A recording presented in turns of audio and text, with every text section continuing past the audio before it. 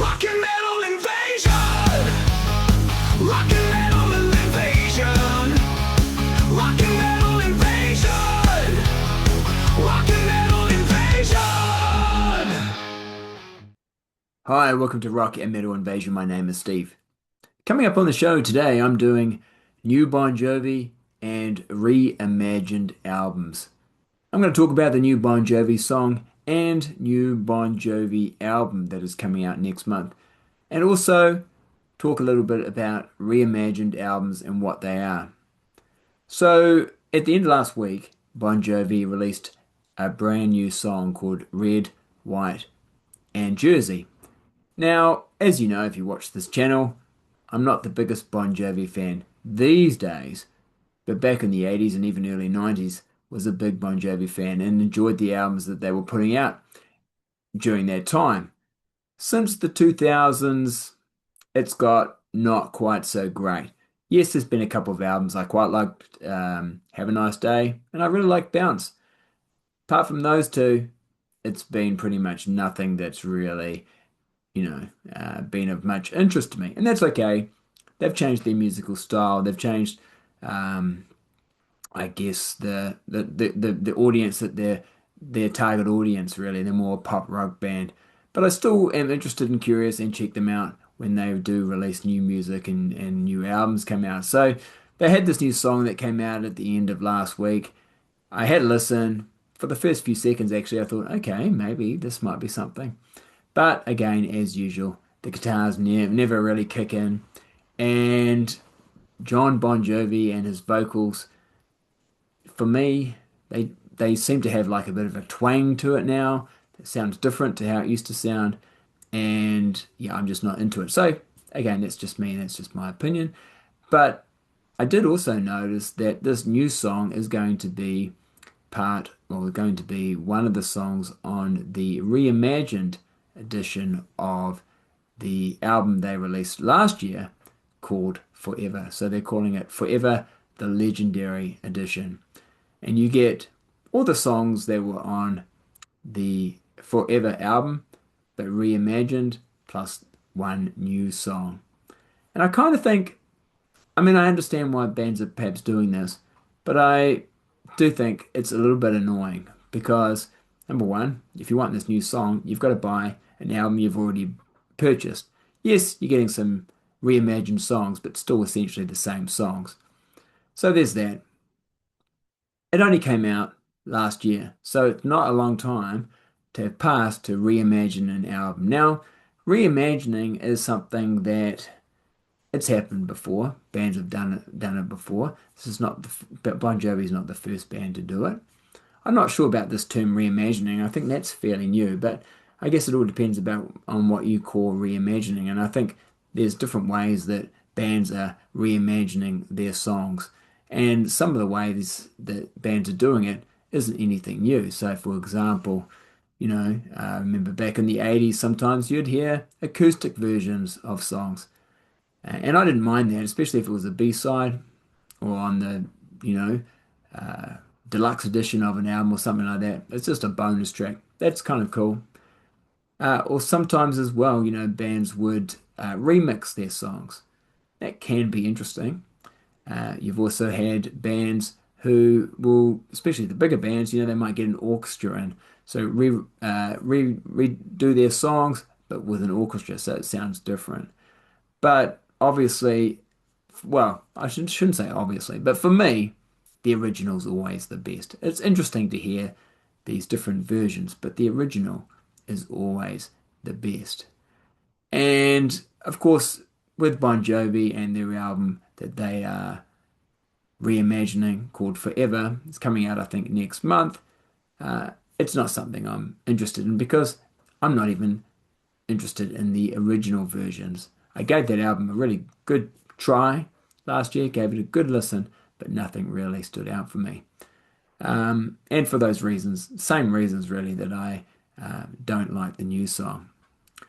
But it is coming out next month, and for those who are interested, it looks as though the reimagining involves having a number of different guest vocalists. So, looking through the track listing, I do recognize some of the names, some of them I don't.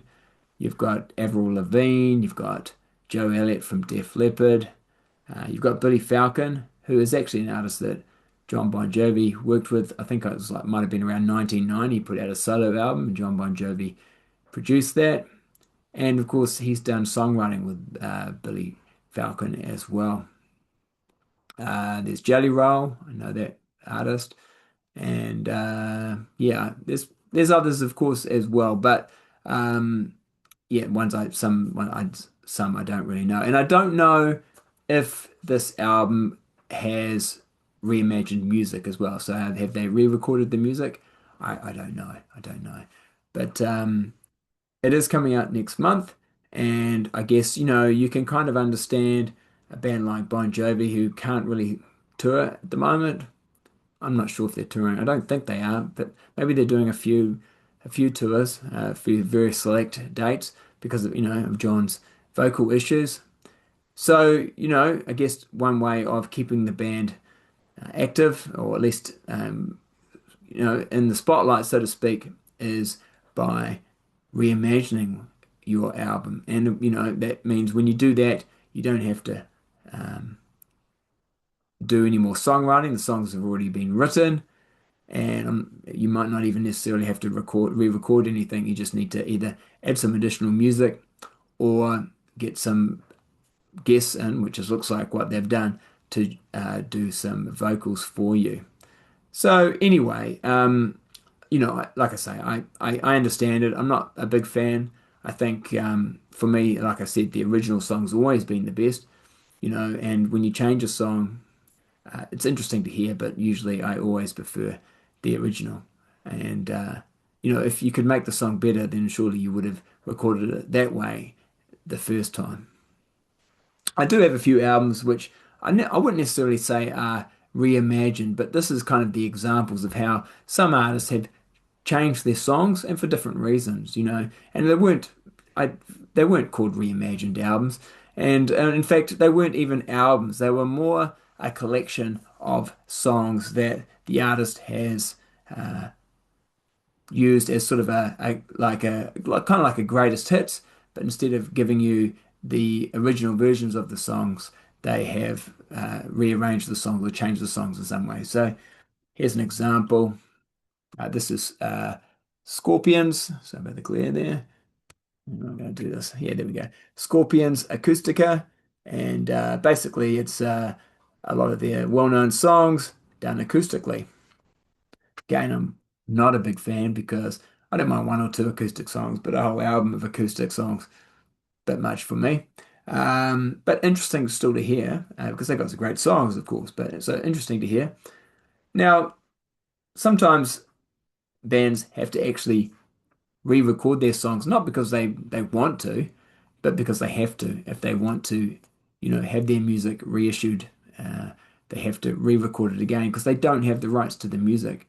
So Faster Pussycat have done that. This is actually called Between the Valley of the Ultra Pussy, and what they've done is they've recorded their songs again, but they've also remixed them as well. So yeah. And again, just because they have to do that, they didn't call it reimagining or anything like that. I think when that came out, this is early 2000s that one came out. It's just a case of, they don't have access to the original recordings. So, and of course, they decided to remix it as well, maybe make it sound a little bit more modern. And Stephen Pearcy has done a similar thing. So this is Overdrive. So this is an interesting one because you think you're going to get, what is it, Stephen Pearcy solo songs. Is this a new album called Overdrive? But actually, it's not really new music because if you look at the back, it's six of the songs are arcade songs. In fact, maybe even more because I'm sure Mother's Blues is an arcade song as well. But anyway, he has re-recorded it and yeah, put it out. So again, that's one of those situations where the artist doesn't have the rights to the music, so they re-record it. And yeah, and to my knowledge, this is the only thing you can get on vinyl by Arcade. So it's one way you can get Arcade on vinyl, but it is not the original versions of the songs. So yeah, and of course, reimagining songs is not anything new to Bon Jovi. They did This Left Feels Right, well, quite a long time ago. Again, it's more of a was a greatest hits type situation where they had all their most popular songs, or a good majority of their most popular songs, and they sort of redid them in a way that was different to the original, but in a sort of mainly acoustic. They definitely didn't heavy them up or anything. And that's the thing with this new legendary edition of Forever. If they do change the music, the only way I could possibly be interested is if they've made it heavier, but I just don't think that that's going to happen. Also talking about Bon Jovi, they also put out a song on Have a Nice Day, which was called The Last Man Standing. And what's interesting about that is the first time I heard that song was actually a reimagined version of that song, because they released the reimagined or changed version of that song first. It was on the box set. Bon Jovi put out a box set of unreleased sort of songs or B-sides or rare tracks, and one of them was a track from at that time was going to be the forthcoming album Have a Nice Day, and they had on there the song Last Man Standing, but it was not as heavy as the version on Have a Nice Day. And when I heard it, I thought, well, that's a pretty good song, but it wasn't the heavy version that was on Have a Nice Day. So it was really good then when I picked up Have a Nice Day and I heard that song, which I liked. It got even better because it got heavier and there was a nice guitar riff on it and all that sort of thing. So, um, there could be some people hearing the reimagined version and thinking, oh, maybe it's not a bad song, or it's okay. But hey, maybe check out the original, because that might even be better. Because like I said before, if you could have made the song better, why wouldn't you have released that as the original version the first time? So yeah, it's I guess one of those things. It's interesting, but buying reimagined albums is not something. Even some of my favorite albums of all time, if they got reimagined, I don't think I'd be in a great rush to actually buy them. I'd listen to them perhaps, sure, but not really interested in adding that to my collection. Anyway, so that's just a bit of information about the new Bon Jovi album and just my opinions on reimagining albums and reimagining songs that an artist has put out. But what do you think? Let me know in the comments. Hit the thumbs up if you like this type of content, and make sure you hit the subscribe button as well, and I'll catch you later. See ya.